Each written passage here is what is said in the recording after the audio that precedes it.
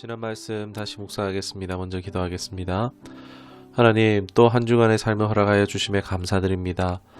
우리의 매일매일이 치열하지만 그 가운데 살아내야 하지만 주님이 나와 함께 하심을 믿음으로 주님을 붙잡고 이 한 주간을 또 나아가기를 원합니다.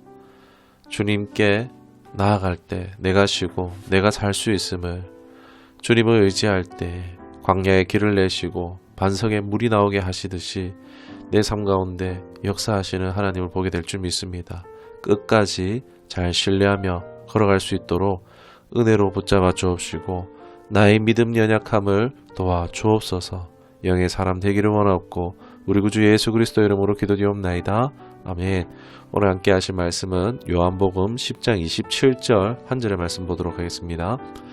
내 양은 내 음성을 들으며 나는 그들을 알며 그들은 나를 따르느니라. 아멘. 오늘 말씀의 제목은 하나님의 음성을 듣는 삶이라는 제목으로 말씀을 나누도록 하겠습니다. 성경은 하나님의 음성을 들려주신다라는 이야기들이 많이 존재하고 있습니다. 그런데 하나님의 음성을 듣는다 못 듣는다 이런 의견들이 분분한데, 그런데 한 가지 오해가 있습니다. 그것이 뭐냐? 하나님의 음성을 육성으로 듣는다라고 생각해서 그렇습니다. 우리는 주일학교에서 교회에서 이제 성경을 배울 때 사무엘이 자다가 자신의 이름을 부르는 음성을 듣고 엘리 제사장에게 찾아가는 장면을 인상 깊게 들었던, 아니면 자신도 모르게 음성으로 들릴 것이다 라는 그런 인식을 하게 되었습니다. 그래서 하나님이 자신에게 말씀하신다면 어떻게 말씀하실까? 음성으로 줄 것이다 라고 생각하는 것입니다. 실제로 이런 시도들을 경험해보거나 해프닝들이 있으리라 생각합니다. 저도 하나님의 음성 듣기를 많이 기도해보고 했지만 실패도 실망도 많이 해봤습니다. 왜 그럴까요?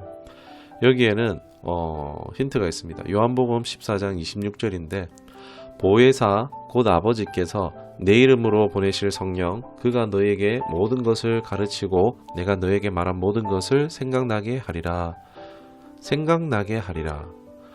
그게 우리의 생각을 통해서 말씀하고 계신다라는 것입니다.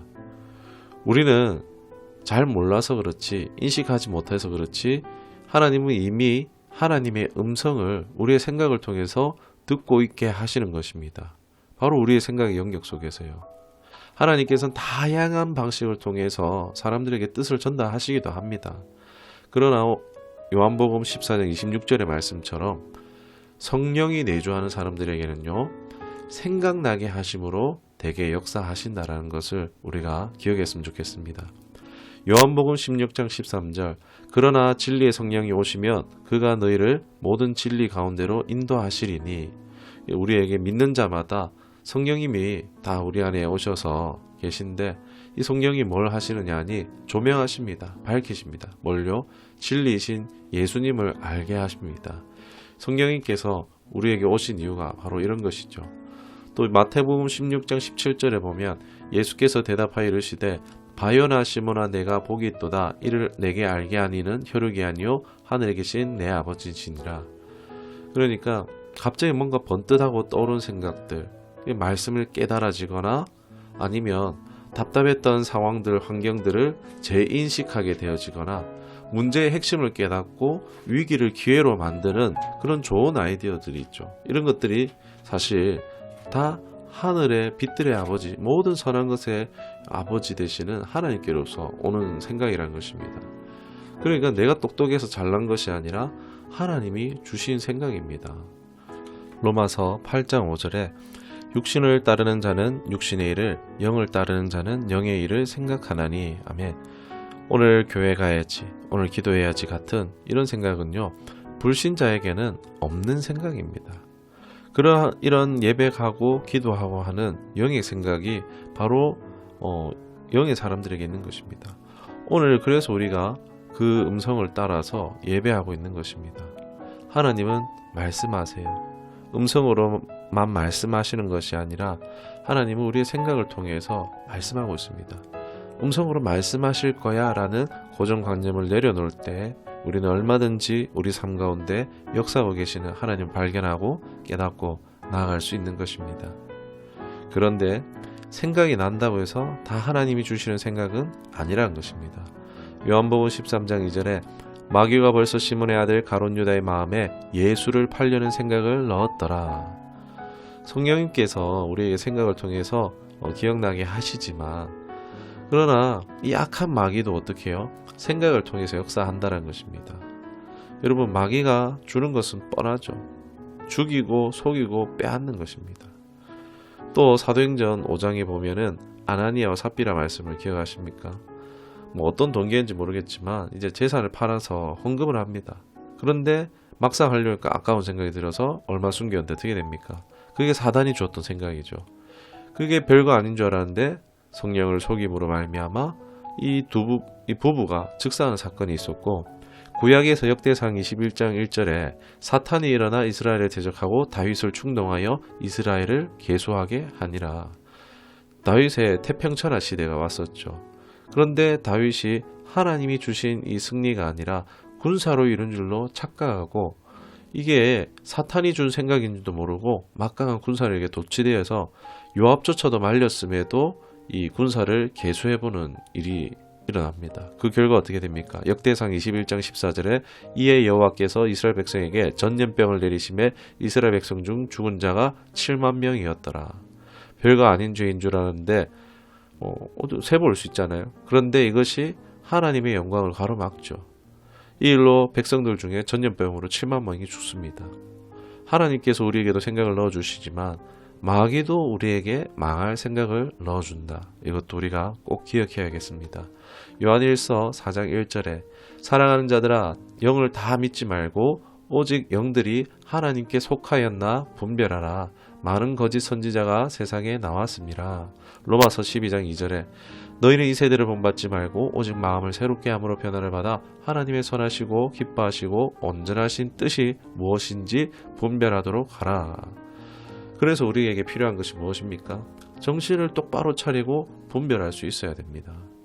이 생각이 하나님으로부터 오는 주님이 주시는 생각인지 아니면 마귀가 주는 생각인지, 생각의 뿌리의 근원이 어디 있는지 우리가 분별해야 됩니다. 이것을 분별하지 않으면은 내가 예수 믿는다 하면서도 얼마든지 마귀 짓을 할 수 있는 것입니다.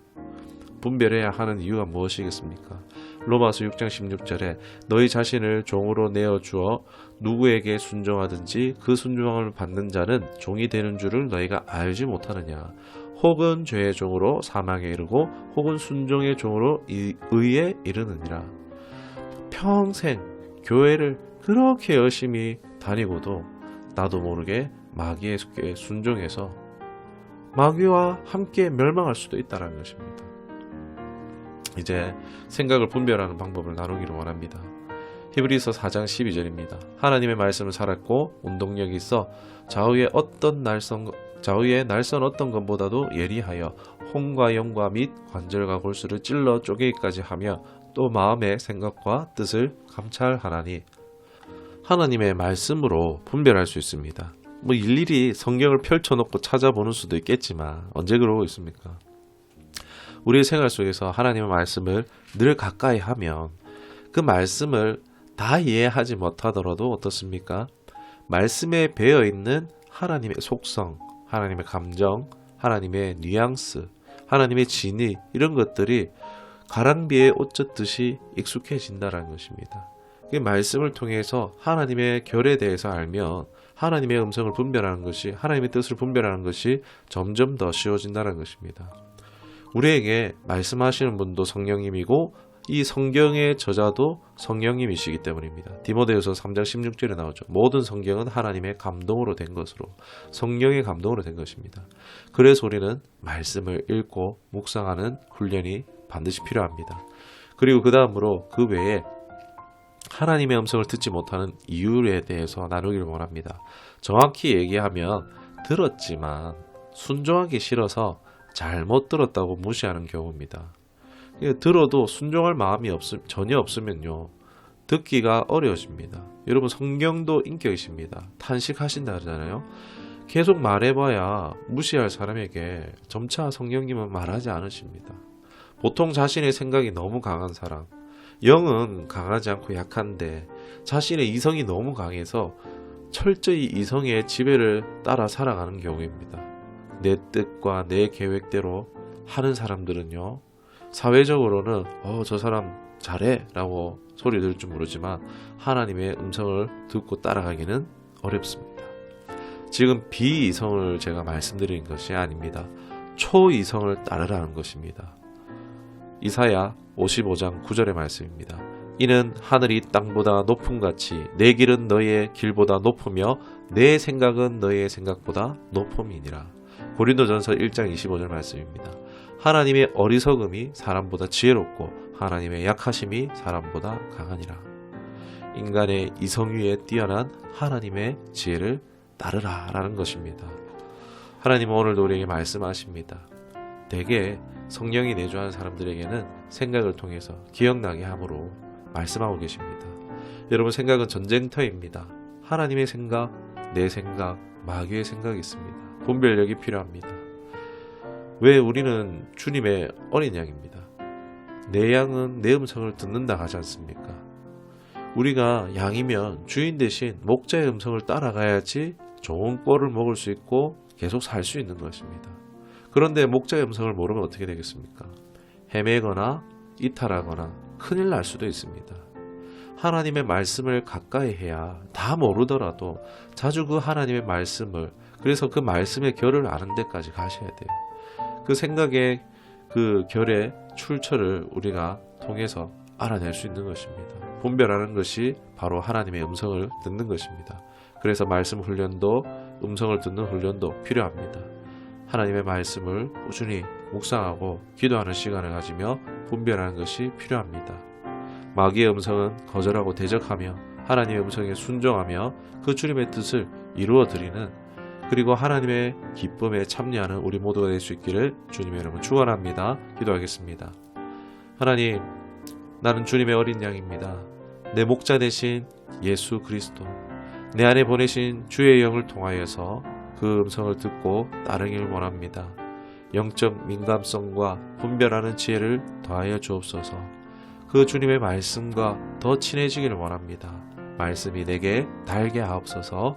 동행과 순종의 삶을 이뤄가기를 원하고 우리 구주 예수 그리스도의 이름으로 기도드리옵나이다. 아멘.